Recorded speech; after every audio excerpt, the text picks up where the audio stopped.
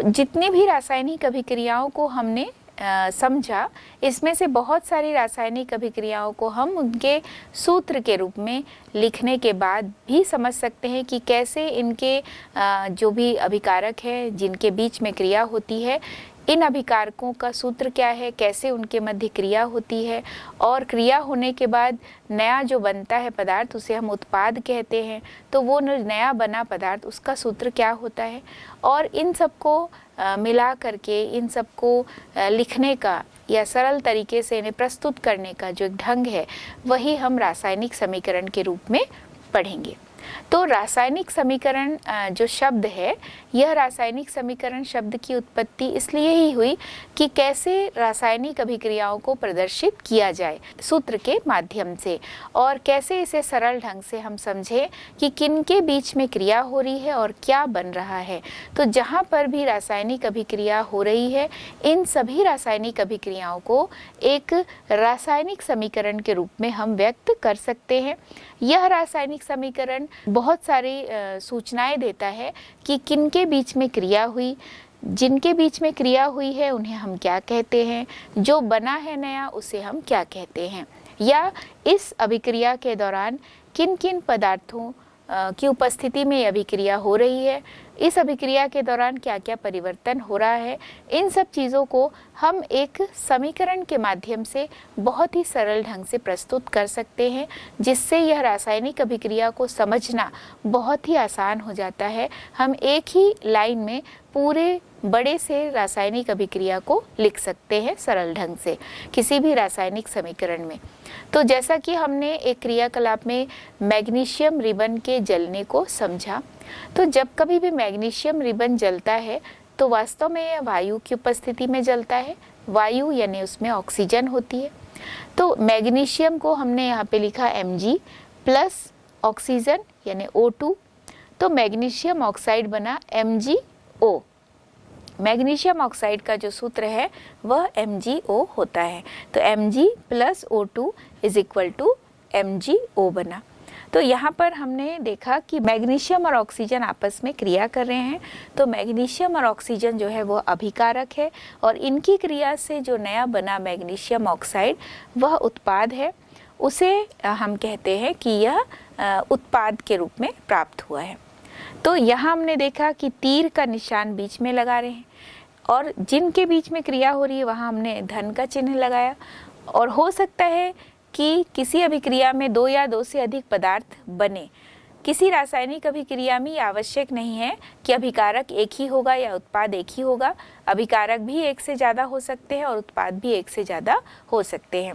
तो यहाँ पर हम देखते हैं कि जो तीर का निशान लगा जाता है उसमें बाईं ओर और दाईं ओर जो तत्व या जिन तत्वों से वह यौगिक बना है वहाँ पर तत्वों की संख्या को भी मिलाई जाती है। तो दोनों ओर जो संख्या है तत्वों की वह बराबर होनी चाहिए, तभी वह एक संतुलित रासायनिक समीकरण माना जाएगा।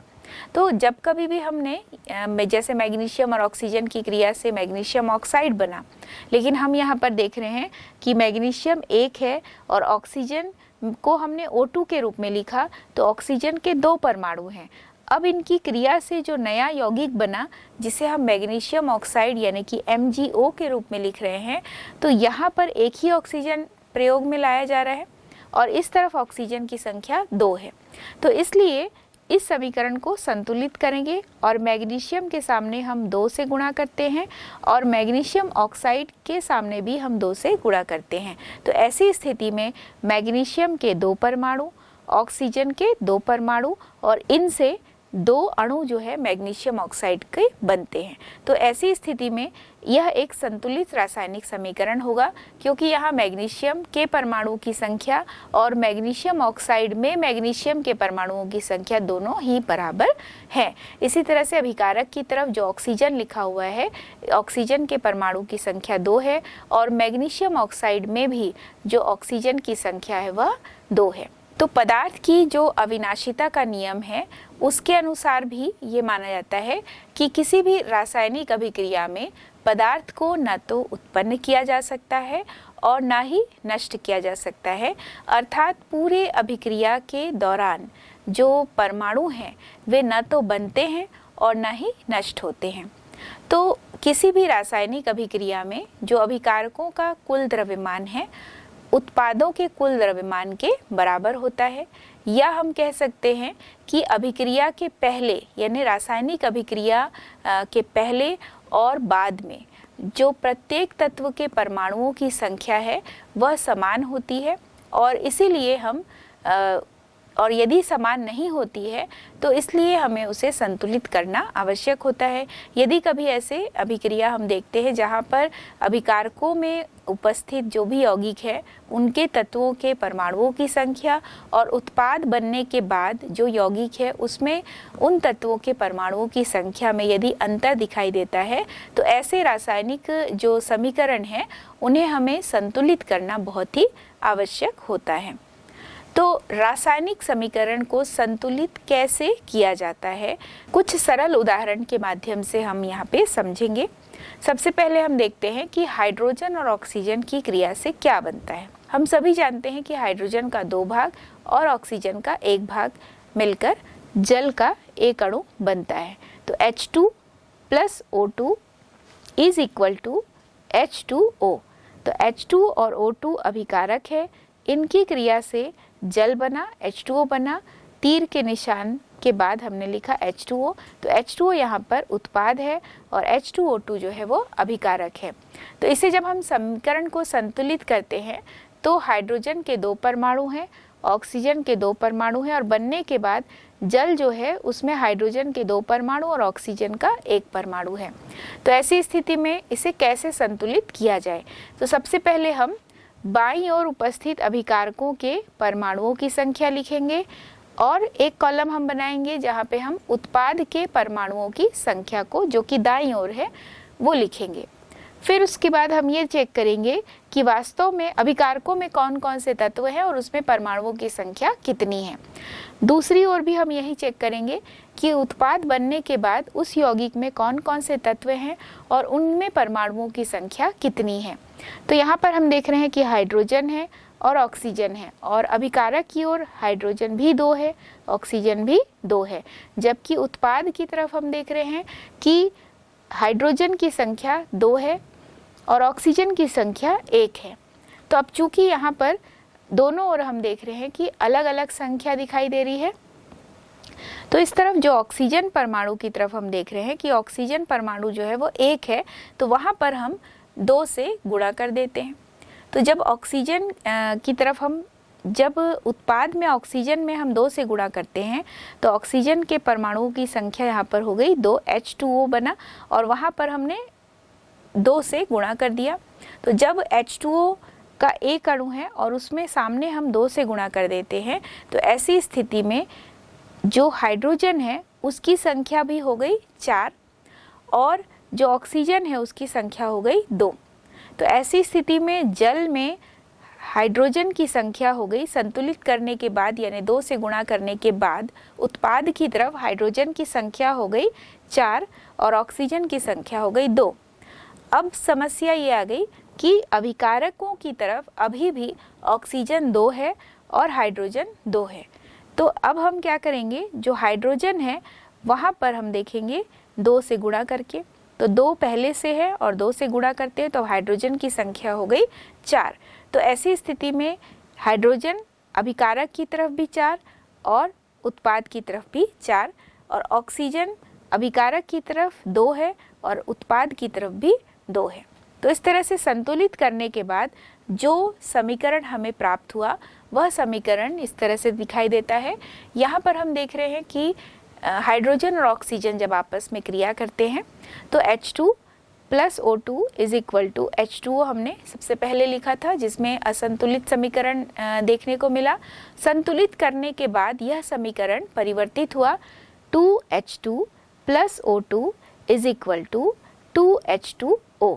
तो तो यहाँ पर जल के 2 अणु प्राप्त हुए, और जब हम जल के 2 अणु लिखते हैं तो ऐसी स्थिति में हाइड्रोजन के 4 परमाणु और ऑक्सीजन का 2 परमाणु दिखाई देता है। तो इस तरह से एक बहुत ही सरल रासायनिक समीकरण को हमने समझा। ऐसे ही कई उदाहरण और हम समझने का प्रयास करेंगे। अब हम नाइट्रोजन और हाइड्रोजन की क्रिया से जो उत्पाद बनता है और उसे कैसे संतुलित करते हैं इसे समझेंगे। तो नाइट्रोजन और हाइड्रोजन जब आपस में क्रिया करते हैं तो NH3 यानी अमोनिया बनता है। अमोनिया के बनते समय नाइट्रोजन अणु के रूप में लिया गया, जिसे हम N2 लिखते हैं। N2 plus H2 is equal to बना NH3। तो यहाँ भी हम देख रहे हैं कि अभिकारक की तरफ यदि हम इसे भी सारणीबद्ध करेंगे और अभिकारकों में नाइट्रोजन के परमाणु की संख्या देखेंगे तो वह 2 है, और उत्पाद की तरफ नाइट्रोजन के परमाणु की संख्या 1 है। दूसरी ओर हम हाइड्रोजन के लिए देखते हैं कि अभिकारकों की तरफ हाइड्रोजन के परमाणुओं की संख्या 2 है, जबकि उत्पाद की तरफ हाइड्रोजन परमाणुओं की संख्या 3 है। तो ऐसी स्थिति में अब क्या करें? चूंकि दाईं ओर हम देख रहे हैं कि विषम संख्या है, यानी 1 और 3, नाइट्रोजन के परमाणुओं की संख्या 1 और हाइड्रोजन के परमाणुओं की संख्या 3। अब इसे बराबर करने के लिए यहाँ पर हम जो नाइट्रोजन में परमाणुओं की संख्या 2 है और दाईं ओर नाइट्रोजन के परमाणु की संख्या 1 है, तो सबसे पहले हम दाहिने तरफ जो नाइट्रोजन के परमाणु की संख्या 1 है वहाँ पर 2 से गुणा करते हैं। तो जब हम NH3 के सामने 2 लिखते हैं, इसका अर्थ ये है कि नाइट्रोजन के परमाणु की संख्या हो गई 2, क्योंकि नाइट्रोजन के परमाणुओं की संख्या अमोनिया में 1 है। तो 1 गुणा 2 करेंगे तो नाइट्रोजन के परमाणु की संख्या हो गई 2, और अमोनिया में जो हाइड्रोजन है वह 3 है। जब अमोनिया के सामने हम 2 से गुणा करते हैं, 2NH3 लिखते हैं, तो 2 × 3 हो जाएगा, यानी कि हाइड्रोजन के परमाणुओं की संख्या अब हो गई 6। अब जो इस सारणी में हमने परिवर्तन देखा वो इस तरीके का होगा कि अभिकारकों की तरफ नाइट्रोजन 2 है, हाइड्रोजन भी 2 है।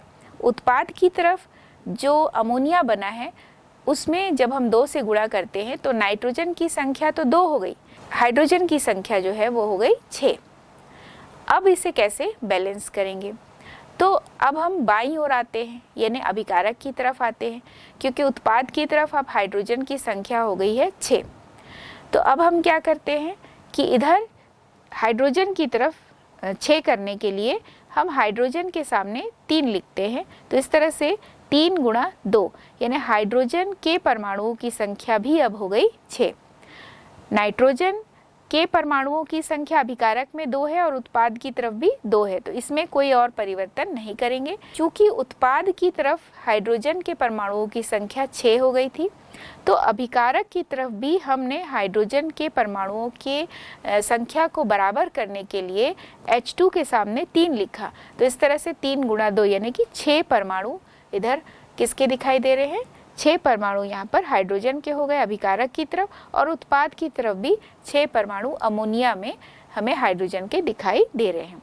तो इस तरह से एक जो समीकरण आया इसे हम संतुलित समीकरण के रूप में व्यक्त करेंगे। तो जब अमोनिया बनने को एक संतुलित समीकरण के रूप में व्यक्त करते हैं तो यहाँ पर यह इस रूप में लिखा जाएगा N2 + 3H2 is equal to 2NH3।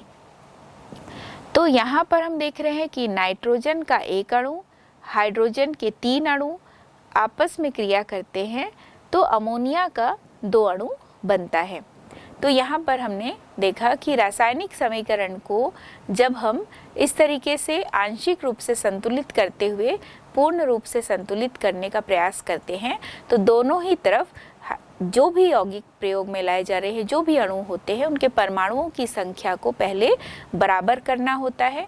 जब परमाणु की संख्या उस तत्व की बराबर हो जाती है, तब यह एक संतुलित समीकरण कहलाता है। तो संतुलित समीकरण में हम देख रहे हैं कि तत्वों के परमाणुओं की संख्या अभिकारकों की ओर एवं उत्पाद की ओर बराबर होना चाहिए। तो इस तरीके की जो विधि है जिसमें हमने कुछ कार्य अनुमान से किया और सबसे छोटी पूर्णांक संख्या के रूप में हमने इसे संतुलित किया, तो इसे हम कह सकते हैं कि यह एक अनुमान विधि है और आवश्यकता अनुसार उसके गुणांक का उपयोग करते हुए हमने समीकरण को संतुलित किया। तो यह अनुमान विधि जो है, इसमें हम प्रयास करते हैं कि सबसे छोटे छोटे पूर्णांक को लेकर हम समीकरण को संतुलित करने का प्रयास करें। सबसे पहले हम छोटे से छोटे संख्या को लेकर पहले इस समीकरण को संतुलित करने का प्रयास करेंगे। जैसे जैसे समीकरण संतुलित करना यदि मुश्किल होता है, यानी हम यदि छोटे पूर्णांक संख्या से उसे संतुलित नहीं कर पाते हैं, तभी हम उच्च संख्या की ओर प्रवेश करते हैं। उसके पहले तक हम अनुमान विधि में छोटे छोटे पूर्णांक संख्या के माध्यम से ही समीकरण को संतुलित करेंगे। अब हम कुछ अन्य रासायनिक समीकरणों को कैसे अनुमान विधि से संतुलित कर सकते हैं उसे भी समझेंगे। तो यहाँ पर हम देख रहे हैं हाइड्रोजन और क्लोरीन की जब क्रिया हुई तो बनता है हाइड्रोजन क्लोराइड। तो हाइड्रोजन को जब कभी भी हम लिखते हैं तो H2 के रूप में लिखा जाएगा, यानी द्विपरमाणुक अणु के रूप में लिखा जाएगा। इसी तरह से क्लोरीन को भी हम Cl2 के रूप में लिखेंगे, यानी यह भी द्विपरमाणुक अणु के रूप में लिखा जाएगा। इनकी क्रिया से यदि HCl बनता है, हाइड्रोजन क्लोराइड बनता है, तो उसे हम HCl ही लिखेंगे। बाद में हम ये देखते हैं कि इस तरफ यानी जो अभिकारक है, यहाँ पर हाइड्रोजन परमाणु की संख्या 2 है, क्लोरीन में परमाणुओं की संख्या भी 2 है, और दूसरी तरफ हम देख रहे हैं कि उत्पाद बना तो वहाँ पर हाइड्रोजन क्लोराइड में HCl लिखते हैं, तो उसके सामने हम 2 से गुणा करेंगे, तो हाइड्रोजन परमाणु की संख्या हो गई 2 और क्लोरीन परमाणु की संख्या भी हो गई 2। तो इस तरह से 2HCl बनता है, और यहाँ पर H2 प्लस Cl2 इससे बना 2HCl।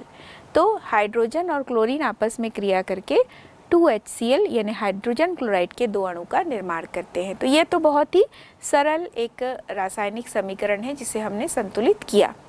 इसके बाद हम एक और उदाहरण देखेंगे कि सोडियम हाइड्रोक्साइड और सल्फ्यूरिक अम्ल की क्रिया से सोडियम सल्फेट और जल बना। तो सबसे पहले हम ऐसे ही इसे लिखते हैं, सोडियम हाइड्रोक्साइड प्लस सल्फ्यूरिक अम्ल, इससे बनता है सोडियम सल्फेट प्लस पानी या जल। इसके बाद हम इसके सूत्र को लिखेंगे। सभी जो अभिकारक है, जितने भी अभिकारक है, उनके जो भी यौगिक है उनके सूत्र को हमने लिखा। सोडियम हाइड्रोक्साइड यानी NaOH प्लस सल्फ्यूरिक अम्ल यानी H2SO4 is equal to sodium sulphate बना, यानी इसका सूत्र हम लिखेंगे Na2SO4 प्लस H2O। अब दोनों तरफ हम देखेंगे कि दोनों तरफ परमाणुओं की संख्या कितनी कितनी है प्रत्येक यौगिक की। तो यहाँ पर हम देख रहे हैं कि NaOH में सोडियम परमाणु की संख्या 1 है, ऑक्सीजन 1, हाइड्रोजन 1, और जब सल्फ्यूरिक अम्ल से क्रिया हो रही है तो H2SO4 यानी हाइड्रोजन की संख्या 2 है, सल्फर 1 है और ऑक्सीजन 4 है। दूसरी तरफ हम देख रहे हैं कि बना यहाँ पर सोडियम सल्फेट। तो सोडियम सल्फेट को हमने Na2SO4 के रूप में लिखा, जहाँ सोडियम परमाणु की संख्या 2 है, और इधर हम देख रहे हैं कि सोडियम परमाणु की संख्या 1 है, और इस तरफ हम देख रहे हैं सोडियम परमाणु की संख्या 2 है। तो यहाँ पर हम सामने 2 से गुणा करते हैं, तो 2NaOH करेंगे, तब ये दूसरी तरफ Na के साथ संतुलित होगा। तो यहाँ पर हम 2NaOH करेंगे, तो 2NaOH करने पर सोडियम परमाणु की संख्या अभिकारक में 2 हो गई, ऑक्सीजन परमाणु की संख्या भी 2 हो गई, और दूसरी तरफ हम देख रहे हैं कि जो हाइड्रोजन परमाणु की संख्या है वह भी यहाँ पर 2 हो गई। लेकिन जो सल्फ्यूरिक अम्ल है वहाँ H2SO4 हमने देखा, तो H2SO4 यानी यहाँ पर 2 है और S 1 है और ऑक्सीजन 4 है। तो यहाँ पर हम देख रहे हैं हाइड्रोजन परमाणु की संख्या यदि पूरे अभिकारक में देखें तो NaOH में भी अब 2 हाइड्रोजन है और H2SO4 में भी हम देख रहे हैं कि 2 हाइड्रोजन है। तो यानी कुल हाइड्रोजन परमाणु की संख्या अभिकारकों की ओर 4 है। दूसरी तरफ हम देख रहे हैं कि जल बना, उस जल में हाइड्रोजन परमाणु की संख्या अभी 2 है। तो जब H2O लिखेंगे तो उसके सामने हम 2 से गुणा कर देंगे। तो जब 2 से गुणा करते हैं तो H2O के सामने 2 लिखने पर H2O में हाइड्रोजन परमाणु की संख्या 4 हो गई और ऑक्सीजन परमाणु की संख्या 2 हो गई। तो यहाँ पर हम देख रहे हैं कि हाइड्रोजन परमाणु की संख्या अभिकारक की तरफ भी 4 और उत्पाद की तरफ भी 4। वहीं दूसरी ओर हम देख रहे हैं सल्फर परमाणु। सल्फ्यूरिक अम्ल में सल्फर के 1 परमाणु दिखाई दे रहे हैं, दूसरी ओर भी जो सोडियम सल्फेट बना वहाँ पर सल्फर का 1 परमाणु है।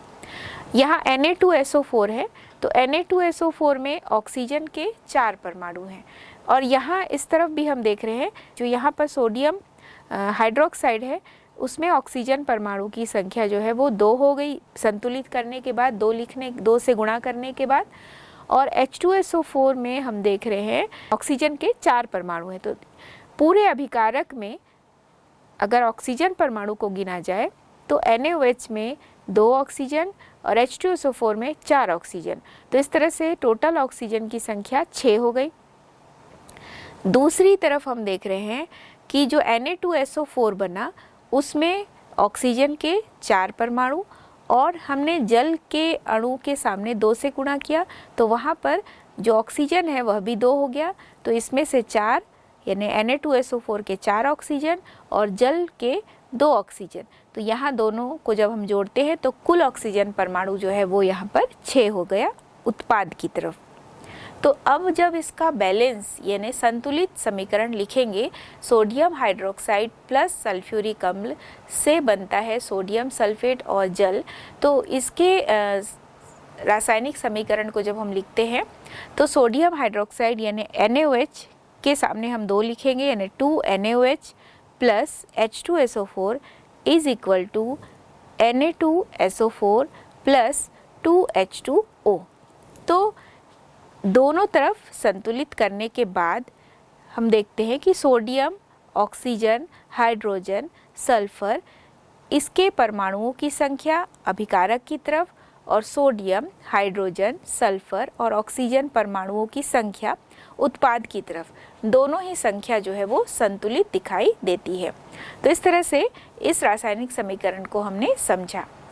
कुछ रासायनिक समीकरण जिनके सूत्र दिए हों और उन्हें संतुलित करना हो तो उसे हम कैसे संतुलित करेंगे, तो इसके लिए भी हम कुछ उदाहरण लेते हैं। सबसे पहले हम देखेंगे कि मेथेन यानी कि CH4O2 ऑक्सीजन से क्रिया करके बनाता है CO2 प्लस H2O। तो मेथेन और ऑक्सीजन की क्रिया से कार्बन डाइऑक्साइड और जल बना।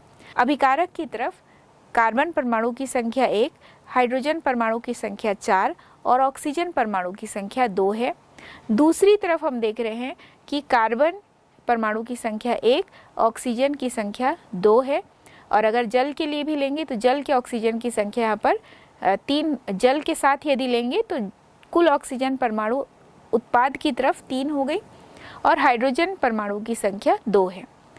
तो जब इसे बैलेंस करते हैं तो चूंकि CH4 यानी हाइड्रोजन यहाँ पर 4 है तो दूसरी तरफ हम जल के अणु के सामने 2 से गुणा करते हैं। तो जैसे ही जल के अणु के सामने 2 से गुणा करते हैं तो हाइड्रोजन परमाणु की संख्या हो गई 4 और ऑक्सीजन परमाणु की संख्या भी अगर हम कार्बन डाइऑक्साइड और जल के दोनों के ऑक्सीजन परमाणुओं को गिनेंगे तो 2 और 2 4 हो गए। तो इस तरह से जब संतुलित समीकरण लिखा जाएगा तो CH4 प्लस अभी O2 लिखे, फिर CO2 प्लस 2H2O। इतना करने के बाद जब हम वापस अभिकारक की तरफ देखते हैं तो यहाँ पर 2 ही ऑक्सीजन परमाणु दिखाई दे रहे हैं, जबकि उत्पाद की तरफ ऑक्सीजन परमाणुओं की संख्या 4 हो गई। कार्बन डाइऑक्साइड में से ऑक्सीजन के 2 परमाणु और जल में हमने 2 से गुणा किया तो वहाँ भी ऑक्सीजन परमाणु 2 हो गए। तो उत्पाद की तरफ जो ऑक्सीजन परमाणुओं की कुल संख्या है वो 4 हो गई। अब दोनों तरफ ऑक्सीजन परमाणु की संख्या को बराबर करने के लिए ऑक्सीजन के सामने हम 2 से गुणा करते हैं। तो जैसे ही ऑक्सीजन के सामने 2 से गुणा करते हैं तो अब ऑक्सीजन परमाणुओं की संख्या अभिकारक की तरफ हो गई 4। तो जब इस संतुलित समीकरण को हम लिखेंगे तो इस प्रकार से लिखा जाएगा CH4 plus 2O2 is equal to CO2 plus 2H2O। जब इतना लिखते हैं तभी यह संतुलित कहलाएगा, क्योंकि CH4 मतलब कार्बन, हाइड्रोजन और ऑक्सीजन, और दूसरी तरफ भी हम देख रहे हैं कार्बन, हाइड्रोजन और ऑक्सीजन, इसकी संख्या जो है इस समीकरण में संतुलित होनी चाहिए। यहाँ पर हम देख रहे हैं कि कार्बन 1 है, दूसरी तरफ भी कार्बन 1, हाइड्रोजन की संख्या इधर 4 है, दूसरी तरफ भी हम देख रहे हैं 2 गुणा 2 यानी कि 4 हो गया। ऑक्सीजन परमाणु की संख्या अभिकारकों की तरफ 4 और उत्पाद की तरफ भी 2 और 2 से गुणा कर दिए तो 4। तो इस तरह से हम देख रहे हैं कि एक रासायनिक समीकरण संतुलित रूप में हमें दिखाई दे रहा है। एक और उदाहरण हम सूत्र के रूप में इस रासायनिक समीकरण को दिया हुआ है, जिसमें हम देख रहे हैं कि Fe प्लस O2 से बनता है Fe3O4। एक अलग ही उत्पाद हमें यहाँ पे दिखाई दे रहा है Fe3O4।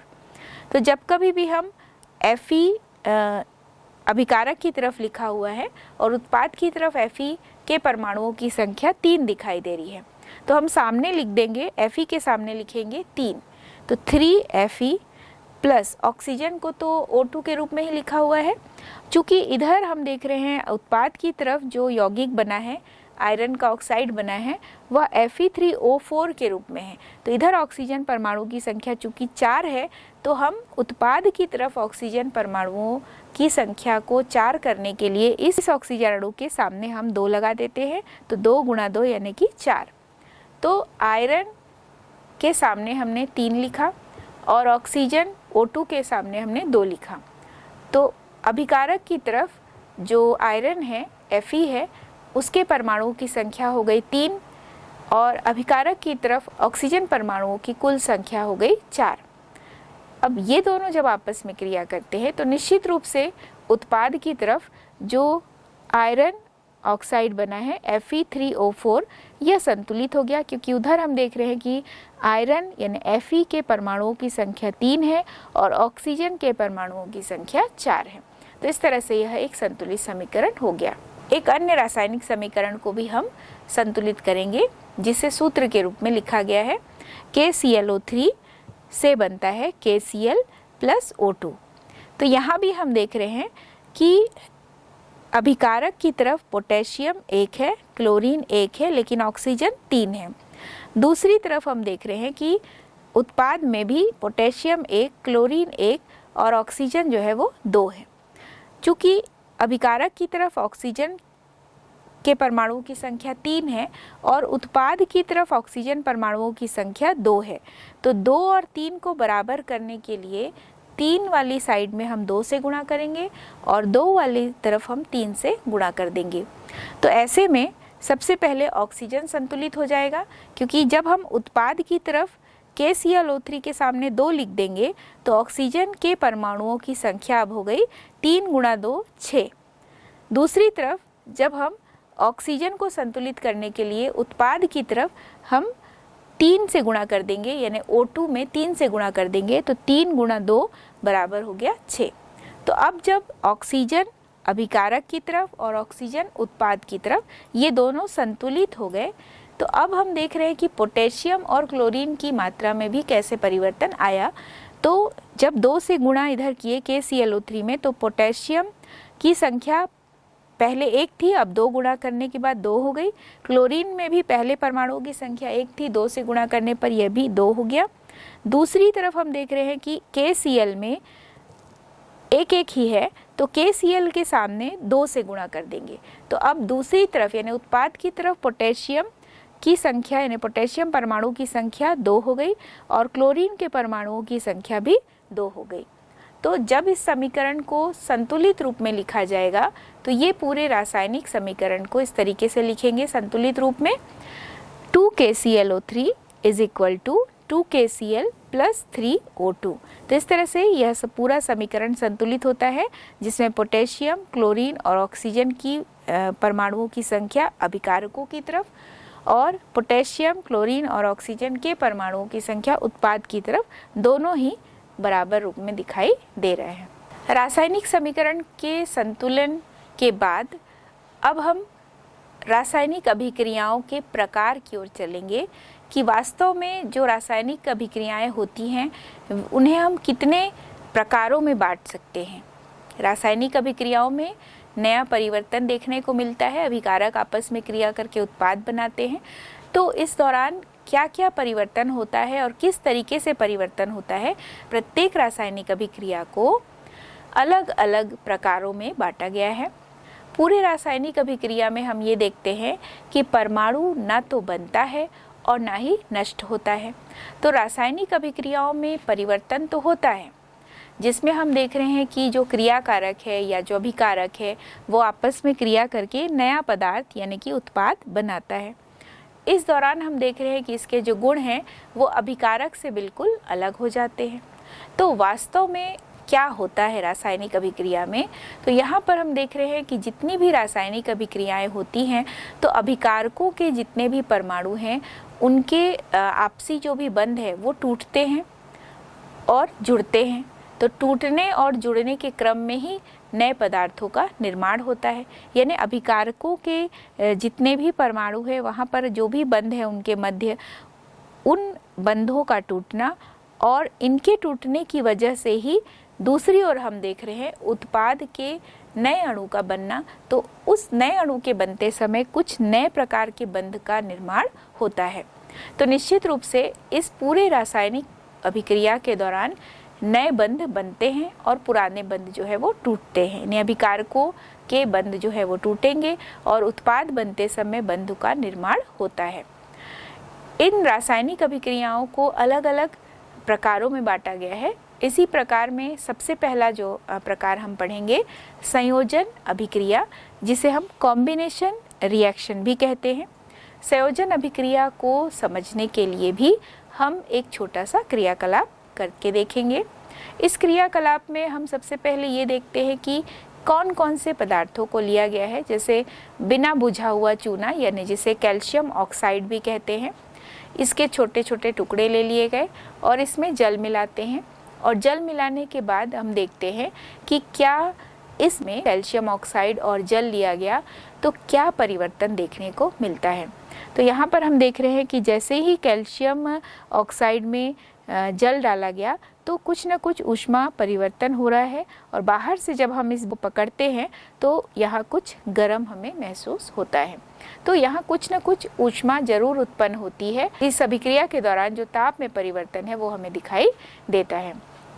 तो calcium oxide plus H2O is equal to CaOH whole twice, calcium hydroxide बना यानी कि चूने का पानी बना। तो इस अभिक्रिया में हम देख रहे हैं कि कैल्शियम ऑक्साइड और जल आपस में क्रिया करके कैल्शियम हाइड्रोक्साइड बनाते हैं।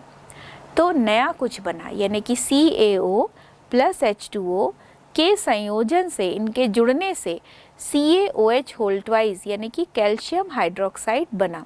तो नए पदार्थ का निर्माण हुआ। तो ऐसी अभिक्रिया जिसमें दो या दो से अधिक जो अभिकारक है वे आपस में मिलते हैं, उनके आपस में मिलकर क्रिया करने से नए पदार्थों का निर्माण होता है। यानी जो नया पदार्थ बना उसे हम उत्पाद कहते हैं, उत्पाद का निर्माण होता है। तो इसे संयोजन अभिक्रिया कहते हैं। तो संयोजन अभिक्रिया में हम देख रहे हैं कि दो या दो से अधिक अभिकारक आपस में मिलकर, आपस में जुड़कर उत्पाद का निर्माण करते हैं। इसे हम संयोजन अभिक्रिया कहते हैं। संयोजन अभिक्रिया को हम कुछ और उदाहरणों से समझेंगे। जैसे कोयले का दहन होता है, तो जब कोयले का दहन होता है तो कार्बन और ऑक्सीजन क्रिया करके कार्बन डाइऑक्साइड बनता है। इसी तरह से जल जो बनता है हाइड्रोजन और ऑक्सीजन के आपस में क्रिया करने से जल का निर्माण होता है। तो इसे भी जब हम समीकरण के रूप में लिखेंगे इन अभिक्रियाओं को, यानी कोयले के दहन को हम समीकरण के रूप में लिखेंगे तो कार्बन प्लस ऑक्सीजन यानी O2 के रूप में लिखा गया, तो इससे बनता है CO2। ऐसे ही हाइड्रोजन और ऑक्सीजन क्रिया करते हैं तो जल बना, तो H2 plus O2 is equal to H2O बना। तो H2O के दो अणु यहाँ पर बनते हैं, तो H2 plus O2 is equal to H2O। तो इसे भी संतुलित करेंगे तो H2 जो अभिकारक की तरफ है उसके सामने हम 2 लिखेंगे, तो 2H2 plus O2 is equal to 2H2O बनता है। तो यहाँ भी हम देख रहे हैं कि हाइड्रोजन और ऑक्सीजन आपस में क्रिया करते हैं, इनके जुड़ने से नया जो पदार्थ बना है वो बना H2O, इसलिए यह एक संयोजन अभिक्रिया है। इस संयोजन अभिक्रिया के कुछ और उदाहरण भी हम देखेंगे, जैसे मैग्नीशियम और ऑक्सीजन आपस में क्रिया करते हैं, मैग्नीशियम ऑक्साइड बना, जैसा कि हमने मैग्नीशियम रिबन के जलने को भी क्रियाकलाप के माध्यम से समझा था। तो magnesium plus O2 is equal to MgO बना। संतुलित रूप में लिखेंगे तो 2Mg plus O2 is equal to 2MgO बनता है।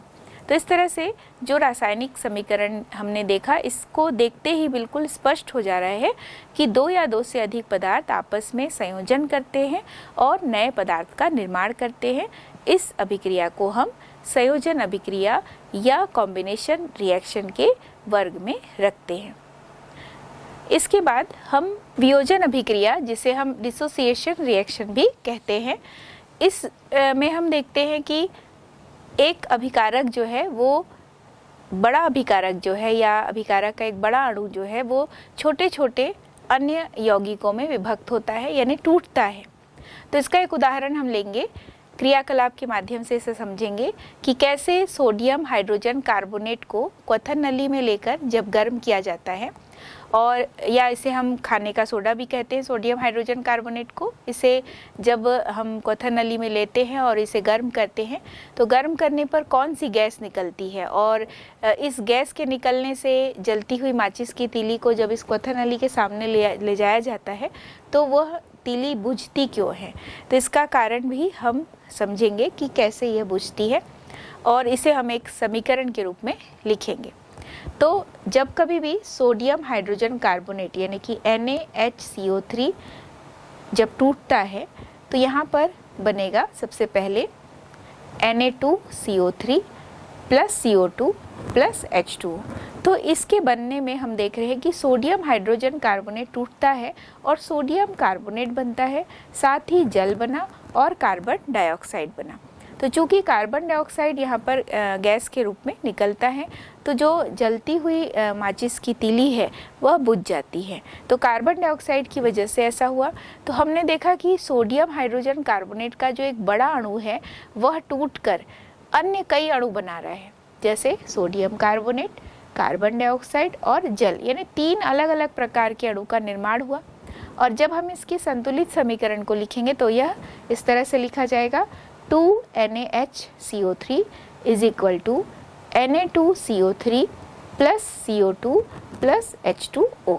तो इस तरह से यह समीकरण संतुलित होता है। तो यहाँ पर हमने इस अभिक्रिया में ये देखा कि कैसे एकल अभिकारक यानी एक अभिकारक है सोडियम हाइड्रोजन कार्बोनेट, यह एकल अभिकारक टूटता है और टूटकर दो या दो से अधिक उत्पाद यानी कि सोडियम कार्बोनेट, जल और कार्बन डाइऑक्साइड का निर्माण हुआ।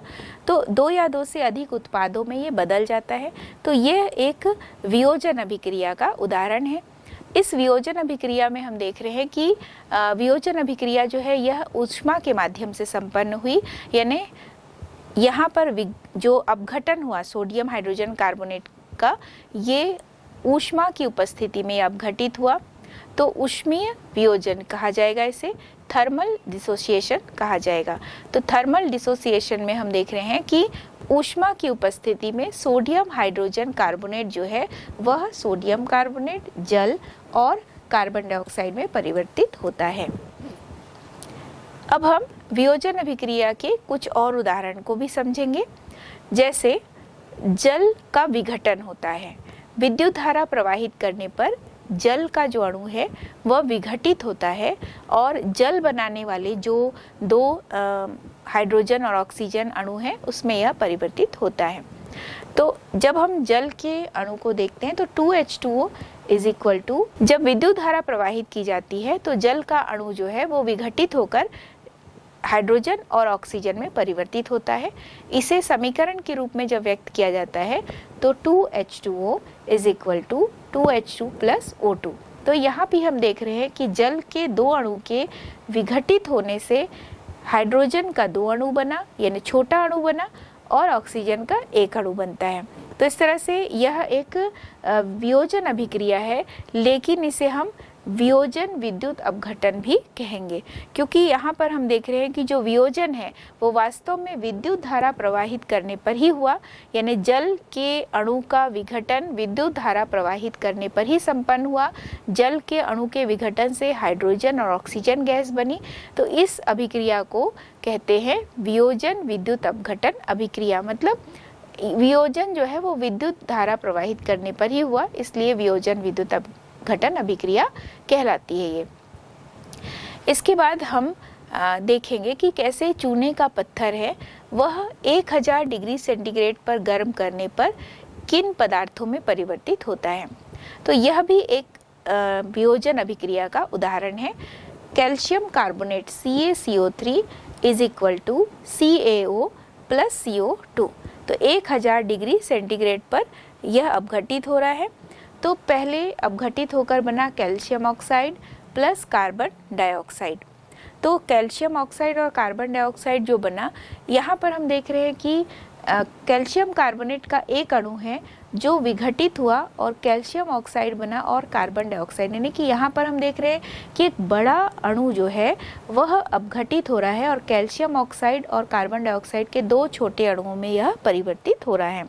तो इस तरह से कैल्शियम कार्बोनेट से कैल्शियम ऑक्साइड और कार्बन डाइऑक्साइड का बनना। यहाँ पर भी हम देख रहे हैं कि जो कैल्शियम कार्बोनेट का विघटन हुआ है, इस अभिक्रिया का उपयोग प्रायः सीमेंट उद्योग में किया जाता है, क्योंकि सीमेंट उद्योग में जो चूने का पत्थर है वह भी कच्चे माल के रूप में उपयोग में लाया जाता है, क्योंकि उस उद्योग में भी कार्बन डाइऑक्साइड गैस की आवश्यकता होती है।